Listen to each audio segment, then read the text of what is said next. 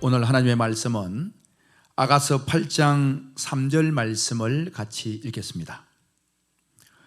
너는 왼팔로는 내 머리를 고이고 오른손으로는 나를 안았으리라. 오늘 성경 질문과 답변 Q&A 시간, 이 본문을 질문했습니다. 왼손으로 머리를 고이고 오른손으로 안았으리라 라는 이 의미가 무엇입니까? 라고 물었습니다. 여러분, 성경은 예수님에 대한 말씀이거든요. 그래서 요한복음 5장 39절 말씀에서 예수님께서 직접 말씀하시기를 구약 성경의 모든 이야기가 바로 나에 대해서 증언하고 있다라고 말씀을 하셨습니다. 그리고 구약의 제일 첫 번째 사람은 아담이지요. 그래서 아담과 여자의 이야기가 창세기 1장과 2장에서 시작되어집니다. 아담의 그 이야기를 두고 신약에 와서 그 말씀을 깨달은 분이 계시죠. 많은 분들이 깨달았지만 사실은 사도 바울 선생이 그 아담과 여자에 대한 이야기를 깨달았다는 말입니다. 그가 예수님을 영접하기 전에는 율법에 있을 때는 몰랐는데 복음을 깨닫고 나서 그가 그 창세기의 이야기를 이렇게 깨달았습니다. 에베소서에 보게 되면 사도 바울의 편지죠. 에베소서 5장 31절에서 이렇게 증언합니다. 우리 같이 한번 읽겠습니다. 그러므로 사람이 부모를 떠나 그의 아내와 합하여 그 둘이 한 육체가 될지니. 여러분, 이 말씀은 창세기 2장 24절 말씀입니다. 남자가 부모를 떠나 아내와 합하여 둘이 한 몸을 이룬다. 이 이제 창세기 2장 24절 말씀이거든요. 이 말씀을 사도 바울이 인용을 한 거예요. 그러면서 이것이 무엇을 의미하는가? 아담과 여자가 무엇을 의미하는가라고 하면서 32절에서 깨닫는 말씀을 하시는 거예요. 우리 한번 32절 같이 읽겠습니다. 시작. 이 비밀이 크도다. 나는 그리스도와 교회에 대하여 말하노라. 아멘. 그래서 바로 아담은 그리스도에 대한 이야기요, 여자는 교회를 상징한다라고 사도 바울 선생님이 깨닫고 말씀을 하십니다. 그래서 이 아담은 그리스도를 예표하기 때문에 로마서 5장에서도 사도 바울 선생님이 이렇게 증언하죠. 아담은 오실자의 모형이다. 아담은 오실자 그리스도의 모형, 상징적인 인물이다라는 것이에요. 그래서 오늘 말씀처럼 남자가 사람이 부모를 떠나 아담을 말하죠. 아내와 합하여 그 둘이 한 육체가 된다. 이 비밀이 크다. 그 사람 아담은 그리스도다. 그 아내는 하와는 여자는 교회다 라고 말씀을 하는 겁니다. 여러분, 오늘 아가서 말씀을 읽었는데 아가서 내용도 마찬가지라고 하는 것입니다. 아가서에 나오는 솔로몬 왕과 술라미 여인 사이에서 사랑 이야기를 기록한 것이 아가서거든요. 어찌 보면 아가서는 솔로몬 왕과 술라미 여인 사이에 연애 소설, 연애 편지와 같은 그러한 내용들입니다.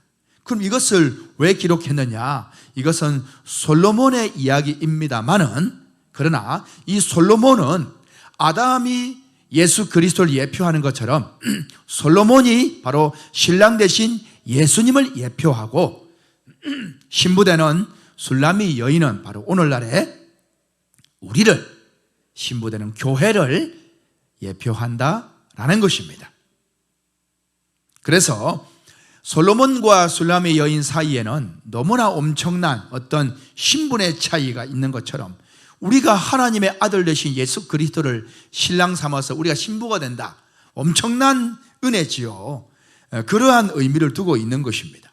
그래서 오늘 이 솔로몬은 예수 그리스도를 예표하는 것으로, 또 술라미 여인은 바로 교회를, 예수님 당시에는 예수님의 제자들, 오늘날에는 바로 우리들을 예표하는 것으로, 믿음의 사람들을 예표하는 것으로 여러분 보시면 이 성경을 깨달을 수가 있습니다. 자, 그러면 오늘 질문했던 8장 3절에서 너는 왼팔로 내 머리를 고이고 오른손으로 나를 안았으리라. 이 너는이 누구냐? 솔로몬을 말하는 거예요. 솔로몬 왕을. 그 솔로몬 왕이 술라미 여인을, 이제 아내를, 그 사랑한 여인을 왼팔로 머리를 고이고 오른팔로 껴안는다라는 걸 말합니다. 그것은 무엇을 말하느냐? 1차적으로는 솔로몬 왕이 술라미 여인을 아주 애정을 가지고 아끼고 사랑하고 보호한다라는 의미가 있습니다. 이렇게 다 보호한다 이 말입니다. 더 나아가서는 영적인 의미로는, 육신적으로는 그런 내용이다마는 영적으로는 바로 신랑 되신 예수 그리스도가 믿음의 사람들을 이렇게 애정을 가지고 지키고 보호한다, 이 말씀을 하고 있는 것이지요. 자, 그런데 오늘 8장 3절의 이 내용은 조금 어려워요. 설명을 하려면 여러분 들어 깨닫는 시간이 되기를 바랍니다. 그럼 제가 한번 말씀은 해보겠습니다.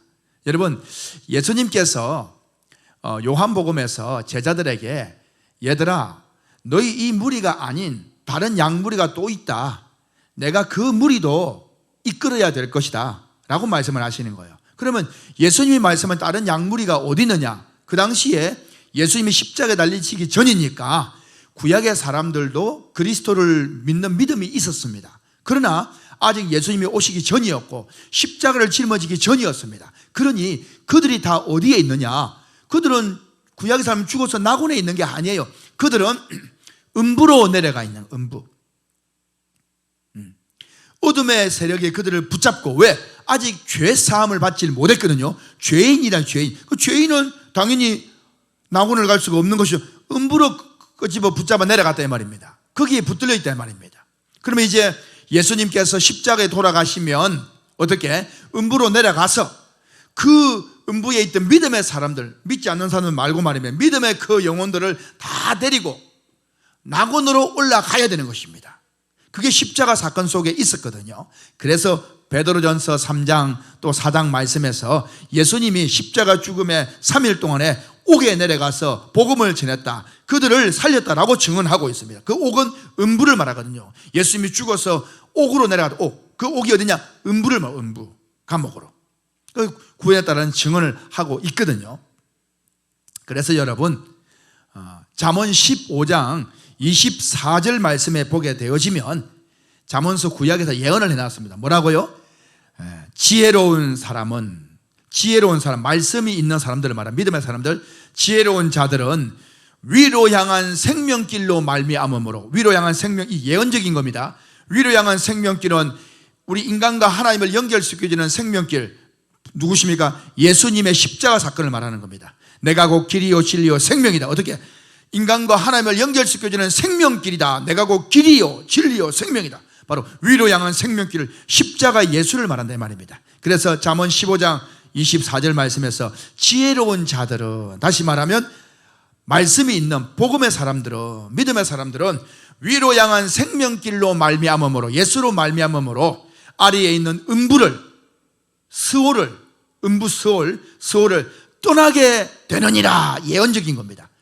이게 이제 앞으로 있겠다는 거예요. 누가? 예수님이 십자가 돌아가시면 그 예수님으로 말미암아 음부에 잡혀있던, 스올에 있던 그들이 그 예수님과 함께 올라간다, 그 말인 거예요. 스올을 떠난다는 말입니다.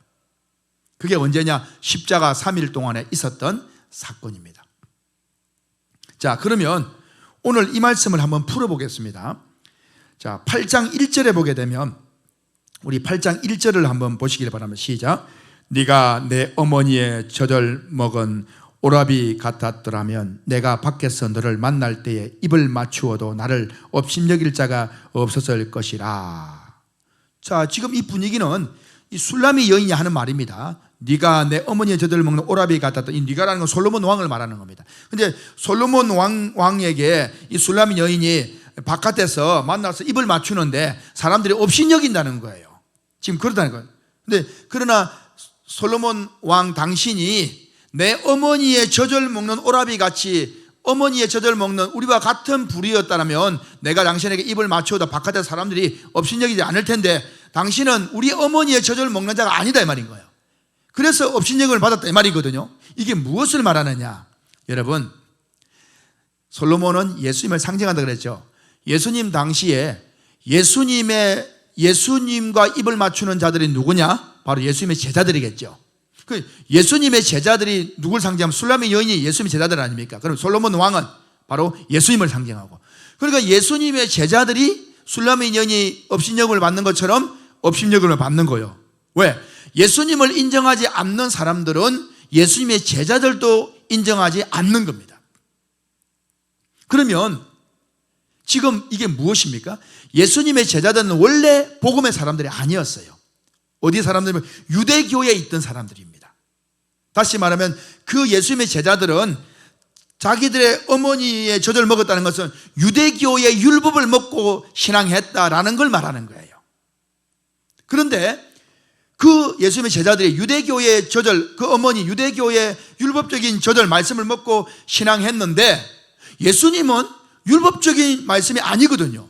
깨닫는 말씀을 전하거든요. 그러니까 유대교의 율법의 젖이 아니라 이 말입니다. 다른 젖이네요.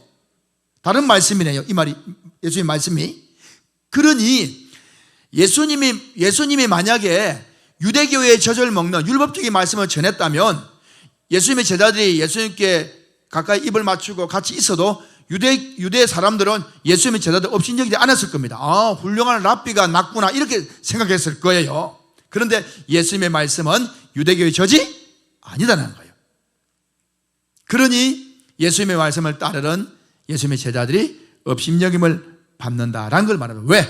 예수님의 말씀 때문에. 예수님 전하는 말씀, 그 젖은 유대교의 여기서 말하는 어머니의 젖, 그게 아니고 깨닫는 말씀을 전했기 때문에 업신여김을 받았다라고 말씀을 하고 있습니다. 자, 그리고 2절 말씀 한번 2절 시작. 내가 너를 이끌어 내 어머니 집에 드리고 내게서 교훈을 받았으리라. 나는 향기로운 술과 석류즙으로 내게 마시게 하겠고 이럽니다. 이제 나는이라는 건 술람이 여인을 말하는 돕는 배필을 말하거든요. 사실은 돕는 배필 이 안에의 역사는 창세기에서 여자 하와가 사실은 돕는 배필이었죠. 그래서 돕는 배필이 한 것이 뭐가 있습니까? 한 것은 선악과 주는 거 외에 한 게 없어요. 기록된 게. 선악과를 먹여주는 것이었습니다. 그것 때문에 뭡니까? 사망이 왔죠. 죄로 말미암아. 그러면 여러분, 이 역사가 먹는 날에는 정령 죽으리라 했는데 아담은 먹고 먹는 날에는 정령 죽지 않았어요. 살아있어 1000년을 살았습니다. 그런데 아담은 누구를 예표한다고요? 예수 그를 예표한다 그랬죠. 아담은 바로 내 이야기다라고 예수님이 말씀하셨죠. 먹는 날에는 정령 죽어야 되겠죠. 그 예표한 분이 누구라고? 예수님이시죠. 그럼 예수님은 드시고 반드시 죽어야 되는 거예요. 즉시 먹는 날에는 정령 죽으리라. 그럼 언제입니까? 요한복음에 보게 되면 19장에 예수님께서 내가 목마르다 하시니 신포도주를 누가 주죠. 신포도주를 받으시고 즉시 운명하시니라. 그러니까 여러분, 신포도주가 무엇을 상징하는 거예요? 바로 선악과의 역사겠죠. 선악과가 바로 신포도주를 상징하는 거예요. 그래서 예수님은 드시고 즉시 운명했다. 바로 그 구약의 예언이 성경이 응해진 거예요. 그것은 아담의 이야기였습니다만은 사실은 아담과 여자가 교회와 그리스도에 대해서 이야기한다. 바울이 깨닫는 말씀 에베소 5장 31절 32절에서 말씀하신 것처럼 선악과 사건 또한 마찬가지인 겁니다. 그것은 아담과 하와 이야기입니다만 예수님의 십자가 사건이었습니다. 그래서 예수님은 드시고 즉시 운명하셨습니다. 그러면 그 신포도주는 뭘 의미합니까? 율법을 상징하는 거죠. 묵은 포도주를 맛보고 새 것을 원하는 자가 없다. 이것은 묵은 것이 좋다 함이라. 그러나 새 포도주는 새 부대에 담아야 된다. 새 포도주는 복음의 예수님의 말씀을 말하고 새 포도주는 새 부대에 새 심령에 담아야 되는 거예요. 그러나 묵은 포도주는 율법을 말하거든요. 신 포도주는 율법을 상징하는 거예요. 그러니까 최초의 율법은 선악과의 율법, 먹는 한 정령 죽어 이 율법이거든요. 그 선악과의 의미는 사실은 예수 그리스도가 다셨던 신 포도주, 그냥 율법을 상징하는 거다라는 것입니다. 그래서 오늘 나는 향기로운 술과 석류즙을 내게 마시게 하였게, 이거는 돕는 배필이 예수 그리스도에게 이제 여자가 선악과를 주는 것처럼 신포도를 드시고 운명하시는 십자가의 예수를 상징하는 겁니다.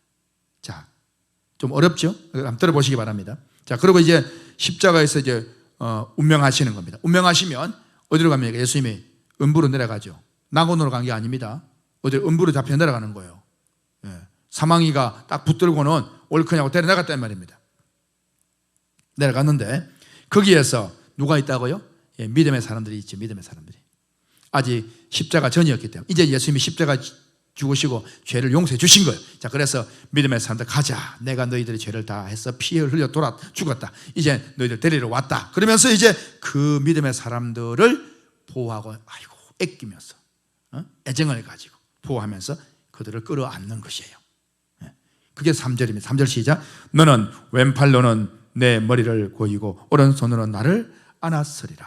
이제 솔로몬 왕이 술람미 여인을 안는 것처럼 마치 예수 그리스도께서 음부에 있는 그 믿음의 사람들을 다 보호하고 끌어안고 그들을 보호해서 데리고 올라오는 역사를 두고 있습니다. 그러면 그때의 3일 동안에 그 역사가 일어나는데 십자가 3일 동안에 충분히 사랑해야 되는 거예요. 말하자면 그 음부에 있는 모든 믿는 자들은 다 빠짐없이 데리고 가야 되는 것입니다. 주님께서는 그 모든 믿음의 사람을 다 데리고 올라가는 것이죠. 그래서 4절에 뭐라고 말하는 4절 시작. 예루살렘 딸들아 내가 너희에게 부탁한다. 내 사랑하는 자가 원하기 전에는 흔들지 말며 깨우지 말지. 흔들고 깨운다는 것은 잠을 깨운다는 거 의미하겠죠. 다시 말하면 부활을 상징하는 거예요.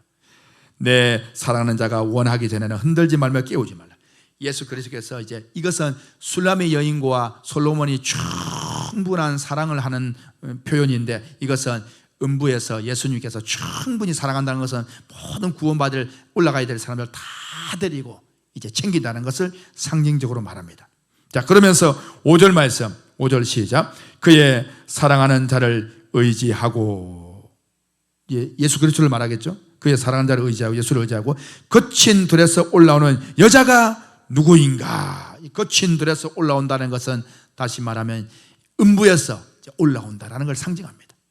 누구인가? 바로 구원받을 그들을 말하겠죠. 그래서 누구를 의지하고 그의 사랑하는 자를 의지하고 예수 그리스도를 의지하고 거친 음부에서 올라온 자가 누구인가? 그래서 잠언 15장 24절 말씀을 드렸었죠. 예언한 것이 지혜로운 자는 위로 향한 생명길로 말미암아 아래에 있는 음부 스올을 떠나게 되느니라. 거친 데로서 올라오게 되느니라. 그 말씀을 하고 있습니다. 바로 오늘 질문했던 왼팔로 머리를 고이고 오른손으로 끌어안는다는 것은 여기에서 내용은 영적인 이야기는 음부에 있는 그 영혼들을 다 거두고 보호하고 지킨다라는 것을 의미합니다. 그리고 더 나아가서는 그뿐 아니라 믿음의 많은 사람들을 예수 그리스도께서 우리 하나님 아버지께서 끌어안고 지키고 보호하신다라는 걸 의미합니다. 그럼 오늘날에 저와 여러분도 마찬가지입니다. 이 세상 삶이 정말 음부와 같이 서울같이 어둡고 암울한 지금 세대를 살아가고 있습니다. 그럼에도 불구하고 우리는 분명히 믿음으로 고백해야 됩니다. 하나님 아버지께서 하나님 아버지의 말씀이 능력의 오른손이 되시고 주의 말씀이 권능의 손이 되시는 겁니다. 그래서 깨닫는 말씀을 주시는 것은 하나님의 손이 그리스도 예수의 손이 바로 우리의 심령을 끌어안고 보호한다는 것을 상징적으로 보여주는 것입니다. 여러분 힘들고 어려워도 낙심하지 마시고 하나님께서 여러분 개인을 여러분 가정을 믿음의 공동체를 끌어안고 지키신다는 사실을 믿음으로 고백하며 승리하는 복된 삶이 되기를 예수 그리스도의 이름으로 축복합니다. 감사합니다.